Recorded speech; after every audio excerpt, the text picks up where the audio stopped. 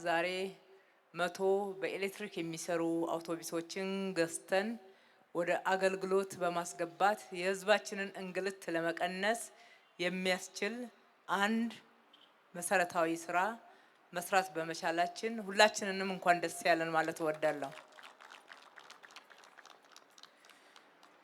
በአንድ በኩል ጠዋትና ማታ በአዲስ አበባ ጎዳናዎች ስንመላለስ ከፍተኛ የህዝብ ሰልፍና እንግልት ማየት እጅግ በጣም እያሳቀቀን፣ በሌላ በኩል ደግሞ መንግስት ያወጣውን የአካባቢ የአየር ንብረት ብክለት ለመከላከልና ከውጪ ሀገር የምናስገባውን ነዳጅ በውጪ ምንዛሬ ምክንያት ከፍተኛ ጉዳትና ወጪ እየተዳረግን ያለነውን ለመቀነስ የሚደረገውን ጥረት ተግባራዊ በማድረግ በኩል የአዲስ አበባ ከተማ አስተዳደር ፈርቀዳጅ የሆነ እርምጃ በመውሰድ እነኚህን የኤሌክትሪክ አውቶቡሶችን መግዛት ችሏል።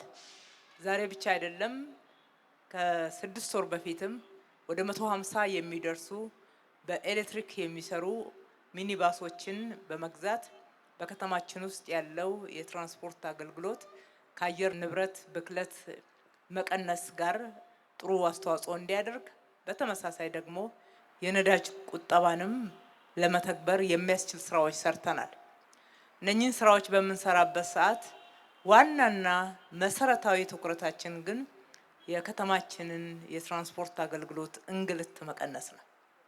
በተለይም በተለያየ መንገድ ለህዝባችን የምናቀርበው አገልግሎት በየጊዜው ከማዘመን አንፃር የትራንስፖርት ሴክተሩ አንዱና የመጀመሪያው ትኩረት የሚሻው ነው የሚለው ውሳኔያችን በየጊዜው እየተተገበረ ለውጥ እያመጣ በመሆኑ እጅግ በጣም ደስ ይለናል። ከለውጡ በፊት ቅድም ሲነገር እንደነበረው የነበረውን የአውቶቡስ ቁጥር ከእጥፍ በላይ ከፍ ማድረግ ችለናል። የአውቶቡስ ቁጥርን ከፍ ማድረግ ብቻ በቂ ስላልሆነ ትምሪቱ፣ አገልግሎት አሰጣጡ መሻሻል ስለሚገባው አገልግሎትን ለማሻሻል የሚያስችሉ የቴክኖሎጂና የስነ ምግባር ስልጠናዎችን በመስጠት መሰረተ ልማቱንም በመዘርጋት በኩል ትልልቅ እርምጃዎችን መውሰድ ችለናል። ከዚህም አልፎ በተለይም ከባለፈው ዓመት ከጀመርነው የኮሪደር ልማት ጋራ ብልህ የትራንስፖርት ስርዓትን በመዘርጋት እንዲሁም ቴክኖሎጂውን መጠቀም የሚያስችሉ ስልጠናዎችና ዝግጅቶችን በማድረግ የትራንስፖርት ስምሪቱ ለህዝብ ቀልጣፋ ፈጣን አገልግሎት መስጠት የሚያስችል እንዲሆን የአውቶቡስ ቁጥራችንን መጨመር ትርጉም ያለው ለውጥ ማምጣት እንዲችል የሚያስችል ስራዎችን ስንሰራን የቆየነው። በውጤታማነትም በየጊዜው በርካታ መሻሻሎችን እያየን ነው።